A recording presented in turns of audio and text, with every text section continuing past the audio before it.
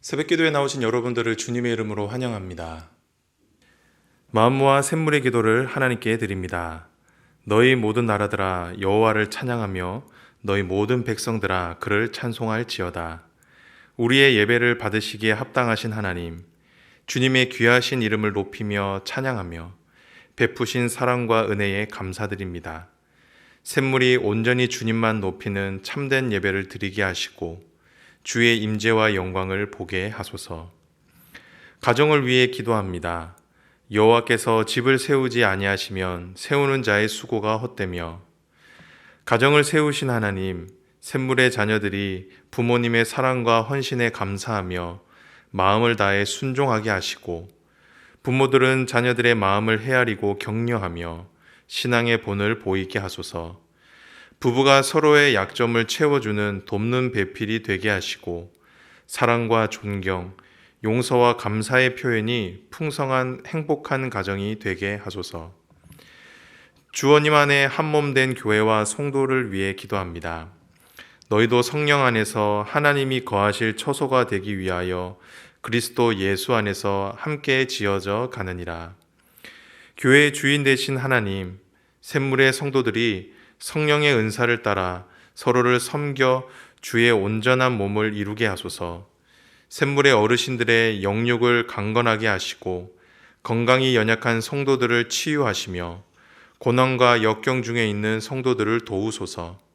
샘물의 자녀들이 믿음의 세대가 되게 하시고 학업과 취업과 결혼을 축복하시며 세상을 향한 복의 통로가 되게 하소서. 영적인 가족 목장을 위해 기도합니다. 만일 한 지체가 고통을 받으면 모든 지체가 함께 고통을 받고, 한 지체가 영광을 얻으면 모든 지체가 함께 즐거워하느니라. 선한 목자이신 하나님, 목장을 섬기는 목자들을 축복하시고 섬김과 수고를 기억하소서.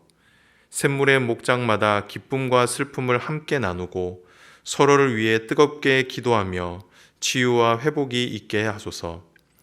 이웃을 향한 섬김과 환대로 따뜻하고 즐거운 목장, 사람을 남기는 목장이 되게 하소서. 나라와 선교를 위해 기도합니다. 하나님은 온 땅의 왕이심이라 지혜의 시로 찬송할지어다. 온 땅의 통치자 되신 하나님, 이 나라를 다스리셔서 주님의 공의와 정의가 실현되며 주의 복을 받는 나라가 되게 하소서. 각 처에서 복음을 전하는 선교사들을 성령으로 충만하게 하시고 안전을 지켜주시며 모든 필요를 채워주소서. 전쟁으로 고통받는 사람들에게 속히 평화를 주시고 북한 땅에도 자유와 평화와 구원을 허락하소서. 오늘도 샘물 성도들과 동행하셔서 복된 하루가 되게 하소서.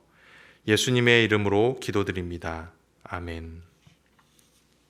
오늘 우리에게 주시는 하나님의 말씀은 사도행전 10장 23절에서 48절 말씀입니다. 이튿날 일어나 그들과 함께 갈새 욥바에서 온 어떤 형제들도 함께 가니라. 이튿날 가리사랴에 들어가니 고넬료가 그의 친척과 가까운 친구들을 모아 기다리더니 마침 베드로가 들어올 때에 고넬료가 맞아 발 앞에 엎드려 절하니 베드로가 일으켜 이르되 일어서라 나도 사람이라 하고 더불어 말하며 들어가 여러 사람이 모인 것을 보고 이르되 유대인으로서 이방인과 교제하며 가까이 하는 것이 위법인 줄은 너희도 알거니와 하나님께서 내게 지시하사 아무도 속되다 하거나 깨끗하지 않다 하지 말라 하시기로 부름을 사양하지 않고 왔노라. 묻노니 무슨 일로 나를 불렀느냐. 고넬료가 이르되 내가 나흘 전 이맘때까지 내 집에서 제9시 기도를 하는데 갑자기 한 사람이 빛난 옷을 입고 내 앞에 서서 말하되 고넬료야 하나님이 내 기도를 들으시고 내 구제를 기억하셨으니 사람을 욥바에 보내어 베드로라 하는 시몬을 청하라. 그가 바닷가 무두장인 시몬의 집에 유숙하느니라 하시기로 내가 곧 당신에게 사람을 보내었는데 오셨으니 잘하였나이다. 이제 우리는 주께서 당신에게 명하신 모든 것을 듣고자 하여 다 하나님 앞에 있나이다. 베드로가 입을 열어 말하되 내가 참으로 하나님은 사람을 외모로 보지 아니하시고 각 나라 중 하나님을 경외하며 의를 행하는 사람은 다 받으시는 줄 깨달았도다. 만유의 주 대신 예수 그리스도로 말미암아 화평의 복음을 전하사 이스라엘 자손에게 보내신 말씀, 곧 요한이 그 세례를 반포한 후에 갈릴리에서 시작하여 온 유대에 두루 전파된 그것을 너희도 알거니와, 하나님이 나사렛 예수에게 성령과 능력을 기름 붓듯 하셨음에 그가 두루 다니며 선한 일을 행하시고 마귀에게 눌린 모든 사람을 고치셨으니 이는 하나님이 함께 하셨음이라. 우리는 유대인의 땅과 예루살렘에서 그가 행하신 모든 일의 증인이라. 그를 그들이 나무에 달아 죽였으나 하나님이 사흘 만에 다시 살리사 나타나시되 모든 백성에게 하신 것이 아니요 오직 미리 택하신 증인 곧 죽은 자 가운데서 부활하신 후 그를 모시고 음식을 먹은 우리에게 하신 것이라. 우리에게 명하사 백성에게 전도하되 하나님이 살아있는 자와 죽은 자의 재판장으로 정하신 자가 곧 이 사람인 것을 증언하게 하셨고, 그에 대하여 모든 선지자도 증언하되 그를 믿는 사람이 다 그의 이름을 힘입어 죄 사함을 받는다 하였느니라. 베드로가 이 말을 할 때에 성령이 말씀 듣는 모든 사람에게 내려오시니 베드로와 함께 온 할례 받는 신자들이 이방인들에게도 성령 부어주심으로 말미암아 놀라니 이는 방언을 말하며 하나님 높임을 들음이러라. 이에 베드로가 이르되 이 사람들이 우리와 같이 성령을 받았으니 누가 능히 물로 세례 베품을 금하리요 하고 명하여 예수 그리스도의 이름으로 세례를 베풀라 하니라. 그들이 베드로에게 며칠 더 머물기를 청하니라. 아멘. 오늘 저와 여러분이 함께 나눌 말씀은 하나님의 일하심입니다. 하나님은 지금도 살아계십니다.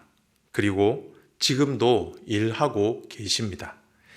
그런데 하나님께서는 그 일을 혼자 하시기보다 저와 여러분과 같은 하나님의 사람들과 함께 하시기를 원하십니다. 그리고 그 동력을 통해 하나님이 어떤 분이신지를 보여주십니다. 오늘 본문이 이 사실을 우리에게 잘 일러주고 있습니다. 오늘 본문은 어제 본문에 이어 베드로와 고넬료의 만남을 기록하고 있습니다. 하나님께서는 베드로와 고넬료의 만남을 통해 예수 그리스도의 복음이 유대인을 넘어 이방인에게도 전해질 수 있다는 것을 공식적으로 선포하셨습니다. 그런데 우리는 이 두 사람 가운데 역사하신 그 하나님을 통해 어떻게 저와 여러분이 하나님의 일하심에 동참할 수 있는지를 배울 수가 있습니다. 그렇다고 하면 저와 여러분이 하나님의 일하심에 동참하기 위해서는 어떻게 해야 할까요? 오늘은 이 말씀을 통해 함께 은혜를 나누고자 합니다. 첫 번째로, 저와 여러분이 하나님의 일하심에 동참하기 위해서는 내려놓음이 필요합니다. 저와 여러분이 하나님의 일하심에 동참하기 위해서는 내려놔야 한다는 것입니다. 그렇다고 하면 무엇을 내려놓아야 할까요? 내 생각과 지금까지 내가 당연하게 여겨왔던 신념들을 내려놓아야 합니다. 그렇게 할 때 하나님의 일하심에 동참할 수가 있습니다. 오늘 본문에서 베드로가 그러하였습니다. 베드로는 자신을 찾아온 사람들을 영접하고 그들과 함께 가이사랴로 가게 됩니다. 그리고 그곳에서 고넬료를 만나게 되죠. 그때 베드로가 한 말을 보십시오. 28절입니다. 유대인으로서 이방인과 교제하며 가까이 하는 것이 위법인 줄은 너희도 알거니와. 베드로가 이방인 고넬료의 집에 들어가서 한 말입니다. 어떻게 보면 고넬료 입장에선 참 기분 나쁜 말일 수도 있을 것 같습니다. 기껏 모셔왔는데 하는 말이 난 여기 올 사람이 아니라는 것입니다. 그런데 우리는 이 베드로의 말을 뒤집어서 생각을 해보면 그만큼 베드로 입장에선 고넬료의 집에 들어가는 것이 결코 쉬운 결정이 아니었다라는 것을 알 수가 있습니다. 왜냐하면 베드로가 고넬료의 집에 들어가기 위해서는 지금까지 자신이 믿고 살아왔던 관습과 신념을 버려야 했기 때문입니다. 그런데 베드로가 자기 생각과 신념을 내려놓았을 때 어떻게 되었습니까? 하나님의 일하심에 동참할 수가 있었습니다. 이처럼 저와 여러분도 하나님의 일하심에 동참하기 위해서는 지금까지 내가 살아오면서 습득하고 믿어왔던 생각들과 신념들을 내려놓아야 합니다. 그렇게 할 때 저와 여러분은 하나님의 일하심에 동참할 수가 있습니다. 그렇다고 하면 왜 우리는 우리가 지금까지 습득하고 믿어왔던 신념들을 내려놓아야 할까요? 그것은 바로 이런 나의 경험과 신념이 하나님의 뜻과 충돌할 수도 있기 때문입니다. 그리고 나의 경험과 신념이 하나님의 뜻을 온전히 이루지 못하게 하는 장애물이 될 수 있기 때문이죠. 그렇게 하나님의 일하심에 동참하기 위해서는 내 것을 내려놓아야 하는 것입니다. 그런데 이것이 참 쉽지가 않죠. 그렇지 않습니까? 지금까지 내가 살아오면서 경험했고 당연하게 여겨왔던 것들을 내려놓는다라고 하는 것, 포기한다라고 하는 것은 결코 쉬운 일이 아닙니다. 왜냐하면 그것을 부정하는 순간 지금까지 살아온 나의 모든 삶이 부정되기 때문입니다. 그래서 쉽게 내려놓지 못하는 것입니다. 우리는 이런 모습을 베드로를 통해서도 엿볼 수가 있죠. 성령께서는 베드로를 통해 베드로에게 부정한 음식을 먹지 말라라고 말씀하셨습니다. 그런데 베드로가 어떻게 했습니까? 성령님의 말씀을 거절했습니다. 생각해 보십시오. 하나님께서 말씀하셨는데 베드로가 거부했다니요. 있을 수 없는 일 아닙니까? 그런데 베드로는 거절했습니다.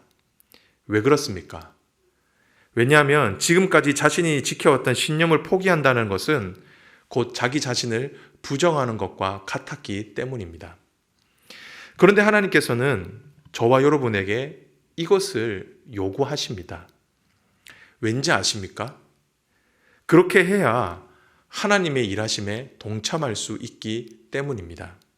내 생각, 내 신념, 내 것이 무너져야 그곳에 하나님이 들어오실 수 있기 때문이죠. 그렇게 하나님은 때로 우리의 생각, 우리의 가치관, 우리의 세계관을 무너뜨리시는 것입니다. 바라기는 이 사실을 믿음으로 받으시기를 바랍니다. 그리고 오늘 이 아침에 혹시 나는 나의 신념과 가치관, 세계관 때문에 하나님의 뜻과 하나님의 일하심을 거절한 적이 없는지는 한번 돌아보시기를 바랍니다. 그리고 만약 그런 것들이 있다라고 한다면 오늘 이 시간 여러분의 경험과 신념으로 쌓아 올린 그 성을 다 무너뜨리시기를 바랍니다. 그렇게 할 때 그곳에서 하나님이 일하기 시작하실 것입니다. 그리고 그곳에서 하나님의 뜻을 온전히 세우실 것입니다. 바라기는 저와 여러분 모두 내려놓음을 통해 하나님의 일하심에 동참할 수 있게 되길 주님의 이름으로 축복합니다. 두 번째로 저와 여러분이 하나님의 일하심에 동참하기 위해 필요한 것은 무엇입니까? 그것은 바로 받아들임입니다. 우리는 앞선 말씀을 통해 하나님의 일하심을 경험하기 위해서는 지금까지 내가 믿어왔고 그렇게 살아왔던 모든 신념과 가치관을 내려놓아야 한다라고 말씀드렸습니다. 그런데 주님께서는 이제 그 내려놓은 빈손을 채우라고 말씀하십니다. 즉 우리의 빈손을 하나님의 뜻으로 채울 것을, 하나님의 뜻으로 받아들일 것을 말씀하고 계십니다. 그렇게 할 때 하나님의 일하심에 동참할 수 있다라고 성경은 우리에게 가르쳐 줍니다. 오늘 본문에서 베드로가 그런 모습을 또한 보여주죠. 베드로는 고넬료의 집에서 고넬료가 본 환상에 대해서 듣게 됩니다. 그리고 난 후 베드로는 이런 고백을 하게 되는데요. 34절과 35절입니다. 베드로가 입을 열어 말하되 내가 참으로 하나님은 사람을 외모로 보지 아니하시고 각 나라 중 하나님을 경외하며 의를 행하는 사람은 다 받으시는 줄 깨달았도다. 베드로는 자신이 깨달았다라고 말씀합니다. 그런데 여기서 깨달았다라는 것은 몰랐던 것을 새롭게 알게 되었다라는 의미가 아닙니다. 여기에서 깨달았다는 것은 자신이 이제는 하나님의 뜻을 받아들였다라고 하는 의미입니다. 즉 베드로는 이전까지 자신의 신념으로 인해 하나님의 말씀을 받아들이지 못했습니다. 하지만 고넬료의 이 모든 말을 듣고 난 후 하나님의 뜻을 받아들이고 순종하겠다라는 뜻을 밝힌 것이죠. 그리고 난 후 베드로는 담대하게 그곳에 있던 모든 사람들에게 예수 그리스도의 복음을 전하게 되었고 그곳에서 역사하시는 하나님을 직접 경험할 수 있게 되었던 것입니다. 이처럼 저와 여러분이 하나님의 일하심에 동참하기 위해서는 그분의 말씀을 잘 받아들여야 합니다. 그리고 그 말씀에 온전히 내 자신을 헌신해야 합니다. 자신을 하나님의 말씀에 실어야 한다라는 것이죠. 그렇게 할 때 나를 통해 하나님의 말씀이 이루어지는 놀라운 기적을 경험할 수 있게 되는 것입니다. 그런데 우리가 여기서 한 가지 기억해야 할 것이 있습니다. 그것이 무엇이냐면 하나님의 말씀이라고 할 때 우리는 무언가 새로운 것이어야 한다라고 생각을 하는 경향이 있다라는 겁니다. 나에게만 주시는 새로운 특별한 일이 있을 것이다 라고 생각을 한다라는 것이죠. 하지만 우리가 베드로의 경우를 통해서도 살펴보았지만 하나님께서 베드로에게 주신 말씀과 사역은 새로운 것이 아니었습니다. 이방인을 향한 구원의 메시지는 그 옛날 아브라함을 부르실 때부터 꾸준하게 말씀하셨던 약속이었습니다. 그리고 베드로가 고백했던 이 말도 이미 사무엘이 깨달았던 말씀의 반복이었습니다. 즉 하나님의 일하심은 날마다 새롭고 우리를 놀랍게 하지만 그 일하심은 항상 하나님의 신실한 약속 위에 있다라는 것입니다. 그렇기에 우리에게 필요한 것은 항상 말씀을 가까이 하는 것입니다. 말씀을 매일 읽고 묵상하는 것입니다. 그리고 그 말씀에 순종하는 것입니다. 그렇게 할 때 말씀 가운데 우리를 찾아오시는 하나님, 그리고 우리를 하나님의 사역으로 부르시는 하나님의 음성을 듣게 될 것입니다. 바라기는 이 사실을 믿음으로 받으시고 항상 하나님의 말씀을 가까이 하고 그리고 그 말씀을 나의 삶의 중심에 두고 그 말씀에 순종하는 저와 여러분이 되시길 주님의 이름으로 축복합니다. 말씀을 정리하도록 하겠습니다. 오늘 저와 여러분은 베드로와 고넬료의 만남을 통해 하나님의 일하심이 어떠한지를 살펴보았습니다. 저와 여러분이 하나님의 일하심에 동참하기 위해서는 가장 먼저 내려놔야 할 것을 내려놓아야 합니다. 그리고 온전히 하나님의 뜻을 받아들일 줄 알아야 합니다.